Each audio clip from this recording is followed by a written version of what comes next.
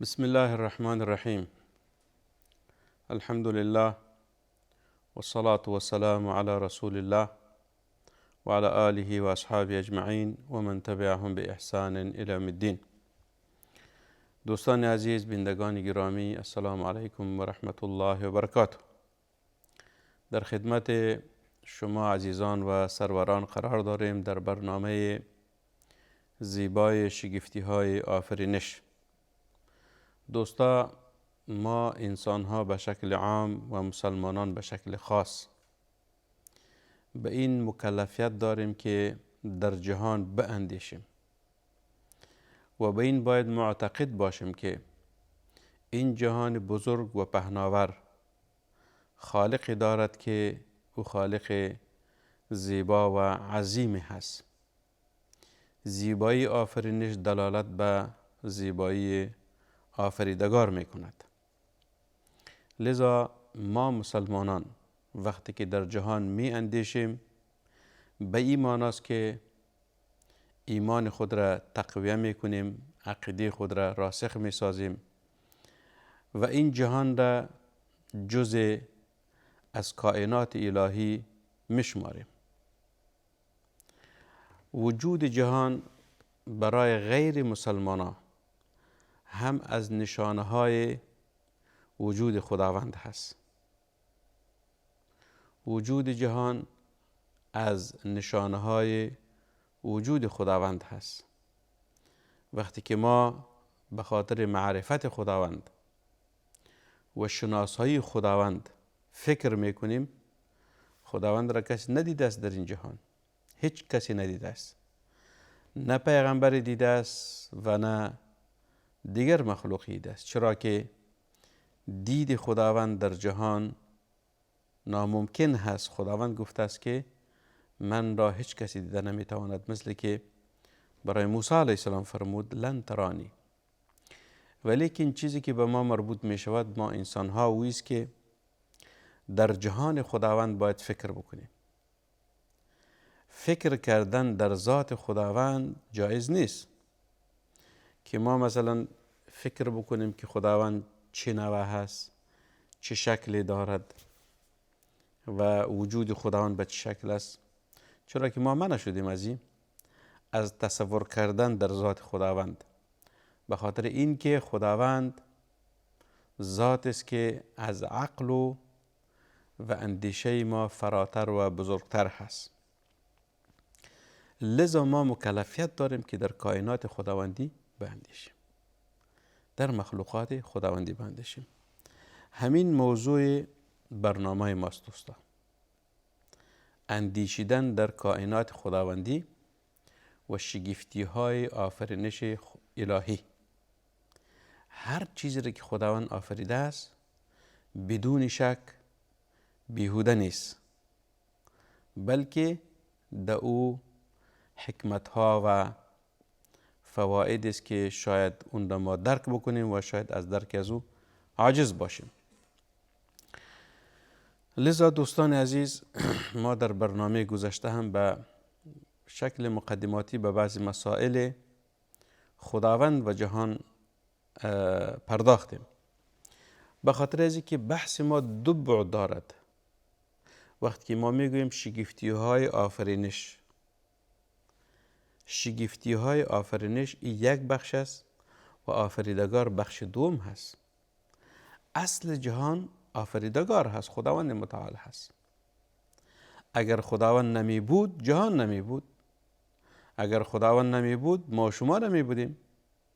پس خداوند بود، موجود بود که این جهان را آفرید. پس خداوند آفریدگار شد و مخلوقات خداوند از آفرینش خداوند متعال هست. لذا ما در همین دو بعد صحبت میکنیم، گاه در مورد خداوند متعال در ذات و صفاتش و گاه در آفرینش خداوند و کائنات و مخلوقات خداوند. حقیقت خداوندی خلقت آسمان ها و زمین را در بر گرفته است. پایدار و هدفمند هست، اما باطل که غیر خدایی است، بی اساس و بی هدف هست. پایه هایی که ما به ایمان داریم دوستا و همش پایه های مستحکم و با هدف هست و کسانی که به وجود خداوند ایمان ندارن اونها انسان های بی هدف و بی اساس هستند در این جهان. لذا حقیقت خلقت به دایره میماند که در برگیرنده 4 خط متقاطع است. حقیقت خلقت. ما در رابطه با شگفتی های آفرینش صحبت میکنیم. اگر در مخلوقات خداوند و یا در آفرینش مخلوقات ما باندیشیم به چی مسائل و به چی نتایجی میرسیم. خدمت شما عرض کردیم که حقیقت خلقت به دایره میماند که در برگیرنده 4 خط متقاطع است. مثلا خط نقل صحیح، عقل صریح و فطرت سلیم و واقعیت موجود.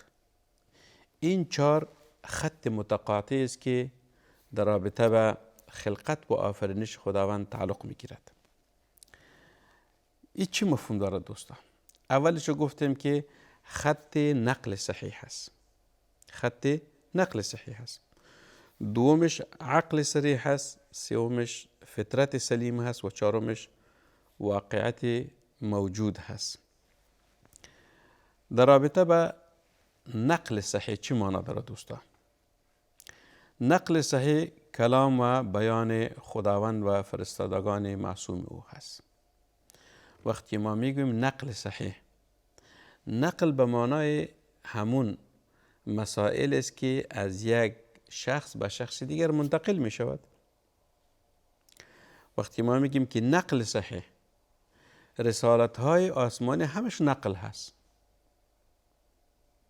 رسالت های آسمانی همش پیام های خداوندی هست به انسان ها و مخلوقات. توسطی کی؟ توسط پیامبرا. توسط پیغمبرا.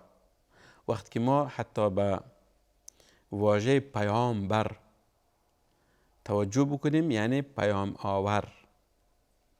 پیامبر یعنی از جانب خداوند این پیام آورده است به کی؟ به قومش، به انسانها و به امتها و به این امت. این به معنای چیست؟ نقل صحیح است. پس نتیجه چی شد؟ نتیجه شد که نقل صحیح ایره میگویند که هر آن حکم، قانون، تشریع که از جانب خداوند برای پیغمبرش داده شده است، این پیغمبر همین پیام را میگیرد به قومش، به امتش، به دیگر انسانها تقدیم و عرض میکند. این چیز این نقل صحیح است. پس پیغمبر را از خود نمیگویند. این دین پیغمبران است، دین خداوند هست. اصل تشریع خداوندی هست. پیغمبر انسان است مثل ما و شما واره، ولی خداوند این پیغمبر را چی کرده است؟ برگزیده است. به چی؟ به ای که واسطه باشد بین انسان ها و خداوند. خداوند می تواند که مثلا برای هر انسان وحی را نازل بکند، یعنی قادر هست، ولی سنت الهی به این رفته است که خداوند یک انسان انتخاب می کند و توسط از اون انسان رسالت خود به او عرض می کند و همون انسان که او پیغمبر هست او رسالت الهی را به قومشان نقل می دهد. این نقل صحیح است دوستا. پس هر چیزی که خداوند گفته حق است، صحیح است. هر چیزی که پیامبر گفته است و حق است و صحیح است. خاصتا که وحی باشد. پیغمبرها هم انسان هستند، شاید خیلی صحبت‌ها بکند بدون مسائل تشریعی و احکام تشریعی. یعنی پیامبرها انسان هستند، میخورن، مینوشن، خواب میکنن، صحبت میکنن، زندگی میکنن، مثل ما شما واره زندگی کردن. ولی فرقشان با ما و شما است که اونها مکلفیت رسالت الهی را دارن.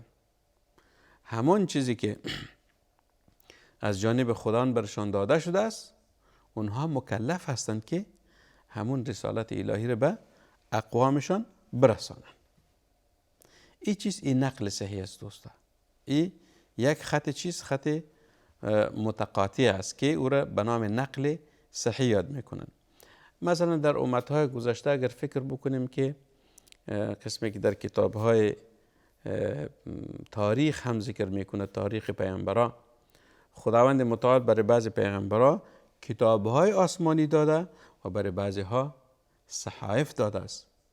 صحف ابراهیم و موسی، خداوند متعال برای ابراهیم علیه السلام و موسی علیه السلام صحائف داده است و برای بعضی دیگه پیامبران چی داده است؟ کتابهای داده است. مثلا برای موسی علیه السلام تورات هست، برای داود علیه السلام زبور هست، برای عیسی علیه السلام انجیل هست، برای محمد صلی الله علیه السلام قرآن هست. این 4 کتاب است، کتاب‌های آسمانی. اما صحائف که سوره به پیامبران مختلف خداوند متعال داده هست و صحائف غیر کتاب می باشد. کتاب یعنی تشریع و احکام. کتاب یعنی تشریع و احکام. پس این 4 کتابی که از جانب خداوند نازل شده است، این نقل صحیح است. نقل صحیح است از جانب خداوند توسط این پیغمبر برای اقوامشان چی شده است؟ انتقال شده است. تنها یک نقطه قابل یادآوری است دوستان که ما ایمان داریم که تورات بالای موسی علیه السلام نازل شده، زبور بالای داود علیه السلام، انجیل بالای عیسی علیه السلام و قرآن بالای محمد صلی الله علیه السلام. تنها به یک چیز باید متوجه باشین که کتاب‌های آسمانی قبلی به حالت اصلیش باقی نمانده، بلکه در کتاب‌های آسمانی قبلی تغییر، تبدیل و تحریف صورت گرفته است از طرف اتباع همین ادیان. مثلا اگر انجیل امروزی رو ببینیم فرق دارد با انجیلی که بالای عیسی علیه السلام نازل شده بود، همچنان تورات و زبور. یگانه کتابی که قابل تحریف و تغییر نیست او قرآن عظیمشان هست و خداوند متعال این کتابش را حفظ کرده است. انا نحن نزلنا الذکر و انا له لحافظون. انا نحن نزلنا الذکر و انا له لحافظون. ما قرآن نازل کردیم و ما حفاظت و نگهبانی از این کتاب میکنیم. از چی؟ از تغییر، از تحریف، از زیادت، از نقصان و از دیگر مسائل. پس کتابی که خدا حفظ کرده است و قرآن عظیمشان هست. پس قرآن هم نقل صحیح هست دوستا. اگر در این امت ما صحبت بکنیم دوستا، مثل که علما وحی خداوندی را 2 قسم تقسیم کردن. یکی را میگه وحی جلی هست، یکی وحی خفی هست. وحی جلی قرآن عظیمشان هست. قرآن عظیمشان از سوره فاتحه تا سوره ناس این همش کتاب خداوند است. هر حرف، هر کلمه، هر آیه، هر جمله که در قرآن عظیمشان است او از جانب خداوند است. پس قرآن کریم کلام پیامبر صلی الله علیه وسلم نیست، کلام جبریل علیه السلام نیست، کلام خداوند است. جبریل علیه السلام تنها این کلام خداوند بر رسول صلی الله علیه وسلم آورده و رسول صلی الله علیه وسلم این کتاب الهی را برای امتش تبلیغ کرده است. این قرآن است. وحی جلی میگوین. وحی خفی چی است دوستا؟ وحی خفی احادیث پیامبر علیه السلام هست. احادیث صحیحه که از جانب پیغمبر علیه السلام روایت شده باشد و صحت متن و سندش درست باشد، یعنی از نگاه متن و سند حدیث صحیح باشد، ضعیف نباشد، موضوعی نباشد، یعنی مکذوب نباشد و دیگر انواع احادیثی که ثابت نیست. این هم وحی خداوندی است ولی وحی خفی. یعنی تشریع خداوند 2 قسم است، بعضش قرآن بیان کرده، بعضش احادیث بیان کرده و احادیث پیامبر علیه السلام مبین قرآن است، مفسر قرآن است، مفسر قرآن عظیمشان است. این را نقل صحیح میگویند. این یک بعد از ابعاد خط متقاطع 4گانه است که به خلقت انسان ها چی میکنه؟ تعلق میگیرد. دومش دوستا عقل صریح هست. عقل صریح، اولش نقل صحیح بود، دومش عقل صریح. عقل صریح چرا میگوین دوستا؟ عقل صریح ابزار سنجشی است که خداوند به انسان اعطا نموده تا از طریق آن خالق خویش را بشناسد. عقل چیست؟ عقل نعمت خداوند است. عقل همون نعمت است که در جمجمه ما انسان ها قرار دارد و توسط عقل ما انسان ها خوب و بد را مشناسیم. توسط عقل خداوند متعال ما انسان ها را مکلف ساخته است. لذا انسانی که دیوانه باشد و او را ما چی میگیم؟ یعنی بی عقل. حتی اصطلاح عامیانه هم است که یک انسان که کار نادرست بکند، کار غلط بکند، ما میگیم که بی عقل. بی عقل به این معنی است که عقل نداره. اگه عقل می داشت کار ناشایسته انجام نمیداد. لذا دیوانه از نعمت عقل محروم هست. لذا تصرفات یک شخص دیوانه تصرفات سلیم نیست. پس عقل صریح هم یکی از نعمتهای خداوند است که بر انسان داده است و انسان توسط عقل صریحش مکلف شده است. و خداوند متعال در پهلوی ازی که انسان به اساس عقلش مکلف ساخته است، عقل یکی از مهمترین ابزارهای شناسایی خداوند است. ما خداوند از کدام طریق مشناسیم؟ از راه عقل. باید انسان عقل خود به کار بندازد. لذا خداوند متعال در قرآن عظیم یعنی ششم حصه قرآن که 1400 آیت می آید در رابطه به جهان هست، اندیشیدن در جهان و مخلوقات خداوندی.